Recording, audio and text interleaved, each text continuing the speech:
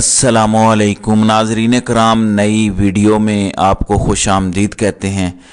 بلا واپس ملتے ہی پشاور ہائی کورٹ سے ایک اور بڑا کھڑاک ہوا ہے، اور اس کے ساتھ ہی ساتھ پشاور ہائی کورٹ کے جج کی ایک ویڈیو وائرل ہوئی ہے۔ اس وائرل ویڈیو نے پورے کا پورا منظرنامہ بدل کے رکھ دیا ہے، کیونکہ اس وقت ایک جانب تو پی ٹی آئی کے ساتھ جو کچھ ہو رہا ہے اور جو اس وقت نظام یا سسٹم تحریک انصاف کے ساتھ کر رہا ہے، یہ سسٹم برے طریقے سے نہ صرف ایکسپوز ہو چکا ہے بلکہ سسٹم مزید ایکسپوز ہونے جا رہا ہے۔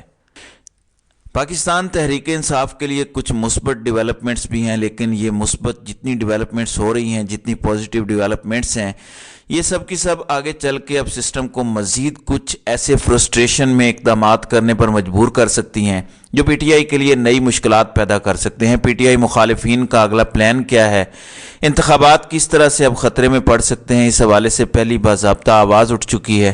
امپورٹنٹ ڈیولپمنٹس ہیں جو آپ کے سامنے رکھنی ہیں، جبکہ پاکستان تحریک انصاف نے بھی سپریم کورٹ کے اندر معاملہ ایک بہت مختلف انداز سے لے کر چلنے کا فیصلہ کیا ہے۔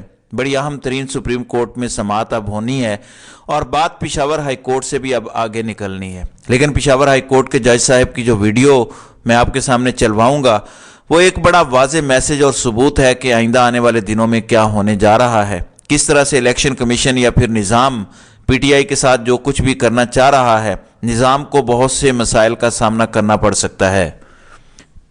ناظرین اکرام، پاکستان تحریک انصاف نے لیول پلینگ فیلڈ فراہم کرنے کے سپریم کورٹ کے فیصلے پر عمل درآمد نہ ہونے کے معاملے پر الیکشن کمیشن کے خلاف توہین عدالت کی درخواست دائر کر دی ہے۔ پہلے یہ خبر آئی تھی کہ پی ٹی آئی ایک اور لیول پلینگ فیلڈ کے لیے درخواست دے گی، لیکن پہلے درخواست دی تھی سپریم کورٹ نے نپٹا دی، اس پر فیصلہ دیا، الیکشن کمیشن کو آرڈر دیا کہ پی ٹی آئی والوں سے ملیں اور ریلیونٹ میئرز لیں، لیکن اب توہین عدالت کی درخواست الیکشن کمیشن کے خلاف دائر کی گئی ہے۔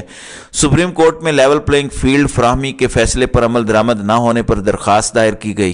درخواست میں کہا گیا کہ سیکرٹری الیکشن کمیشن نے 22 دسمبر کے عدالتی حکم کے باوجود شکایات کا ازالہ نہیں کیا، اور سپریم کورٹ کے واضح احکامات کے باوجود پی ٹی آئی امیدواروں کو ہراساں اور گرفتار کیا گیا۔ درخواست کے متن کے مطابق آئی جی پنجاب پی ٹی آئی کے خلاف ہونے والی کارروائیوں کے ماسٹر مائنڈ ہیں۔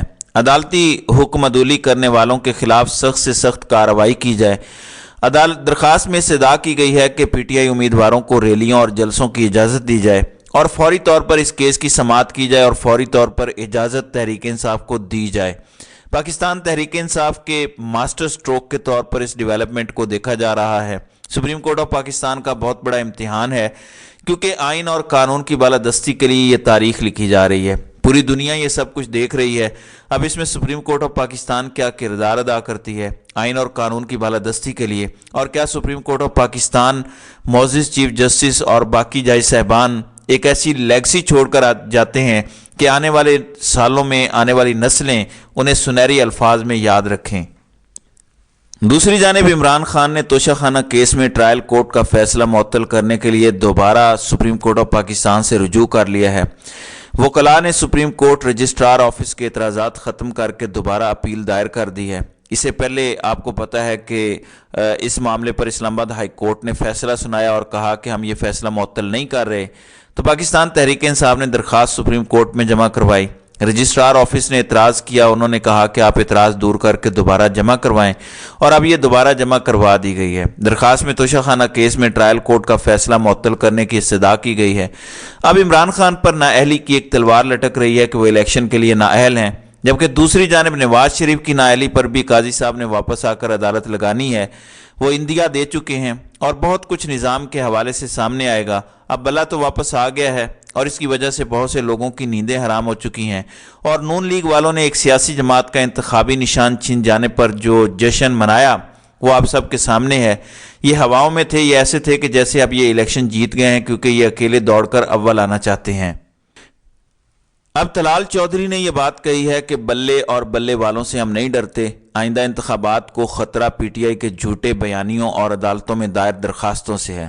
در حقیقت یہ اوپر سے الیکشن کروانے اور اندر سے الیکشن ملتوی کروانا چاہتے ہیں۔ الیکشن کمیشن اتنا کمزور ہے کہ فارن فنڈنگ اور بچوں کے معاملے پر عمران خان کو سزا نہیں مل سکی، یعنی الیکشن کمیشن پہ ابھی انہیں تسلی نہیں ہے۔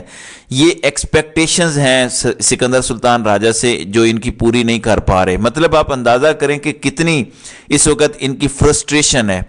حقیقت یہ ہے کہ یہ لوگ اس وقت پشاور ہائی کورٹ کے فیصلے پر اچھے خاصے تپے ہوئے ہیں اور غصے میں ہیں، اور یہ سٹیٹمنٹس پر سٹیٹمنٹس دے رہے ہیں، بیک ٹو بیک ان کی سٹیٹمنٹس سامنے آ رہی ہیں۔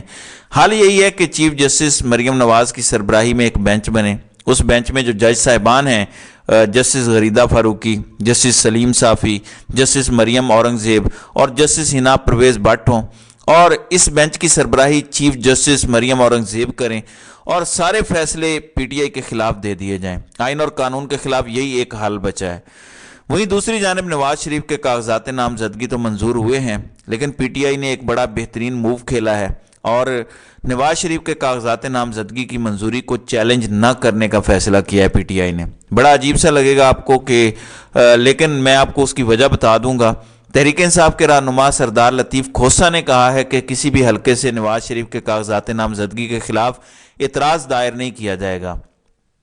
انہوں نے کہا کہ نواز شریف سمیت تمام سیاسی رہنماؤں اور جماعتوں کو انتخاب میں حصہ لینے کا پورا حق ہے۔ نواز شریف کے کاغذات نامزدگی بلال یاسین نے حلقہ این اے 130 میں جمع کروائے۔ نواز شریف کی کاغذات نامزدگی پر کوئی اعتراض سامنے نہیں آیا تھا، ان کے کاغذات کی جانچ پڑتال کا عمل مکمل ہونے کے بعد منظور کیا گیا۔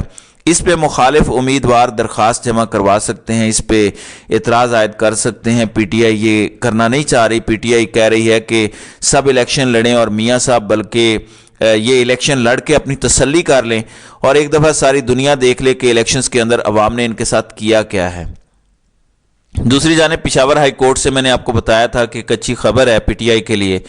پی ٹی آئی کے سیکرٹری جنرل ہیں عمر ایوب، انہیں 15 جنوری تک راہداری ضمانت دے دی ہے۔ عمر ایوب کو گرفتار نہ کرنے کا حکم جاری کیا گیا ہے، لیکن کیا عمر ایوب کو گرفتار کیا جائے گا اگر وہ منظر عام پر آتے ہیں؟ کیونکہ شاہ محمود قریشی کے روپکار اب جا کے جاری ہوئے ہیں، اور روپکار جاری ہونے کے بعد بھی اب شاہ محمود قریشی کی رہائی تو ممکن نہیں ہے، کیونکہ ڈی سی راولپنڈی شاید سپریم کورٹ سے زیادہ طاقتور ہیں۔ سپریم کورٹ نے رہا کیا، ڈی سی راولپنڈی نے 15 دن کے لیے ایم پی او کے تحت کہا کہ پکڑ لو۔ اس سے پہلے ڈی سی اسلام آباد کو انہوں نے یوز کرنا تھا، لیکن ڈی سی اسلام آباد ویسے ہی تبدیل ہو گیا اور توہین عدالت میں جسٹس بابر ستار نے انہیں وہاں پہ شکنجے میں کسا ہوا ہے اور وہ اتنی آسانی سے نکلنے بھی نہیں دے رہے۔ آپ کو پتہ ہے کہ پاکستان کے اندر کچھ ججز ہیں جو ڈٹ جاتے ہیں، ڈٹ جانے والے ججز کی وجہ سے یہ نظام چل رہا ہے۔ اب پشاور ہائی کورٹ کے چیف جسٹس اور پشاور ہائی کورٹ کے جج صاحبان کے خلاف پروپوگنڈا بھی کیا جا رہا ہے۔ نون لیگ اب اپنی آئی پر اتر آئی ہے۔ جسٹس اطہر من اللہ اور جسٹس سردار طارق مسعود کے فیصلے پر بھی انہوں نے پریس کانفرنسز کر دیں کہ جی بہت زیادہ ہے۔ مطلب ایک بندہ آپ کو 100 فیورز دے رہا ہے اور ایک جگہ پہ وہ کچھ کر بیٹھا ہے تو آپ اسے موقع پہ پریشرائز کریں، اور عدلیہ کو پریشرائز کرنے کے لیے 3 پریس کانفرنسز کروائیں۔ مریم اورنگزیب، پھر محسن شاہ، نواز رانجھا، ان سب نے پریس کانفرنسز کی تاکہ عدلیہ پریشرائز ہو سکے۔ اور اب جو پشاور ہائی کورٹ کے معزز جج صاحبان ہیں، جسٹس علی باقر نجفی، ان کی تصویر کبھی کسی نے دیکھی نہیں تھی، اس کو نکال کے اس پر پروپوگنڈا کر رہے ہیں، جبکہ پوری پاکستانی قوم انہیں سلام پیش کر رہی ہے کہ وہ چھٹیاں کینسل کر کے آئین اور قانون کی بالادستی کے لیے کھڑے ہوئے۔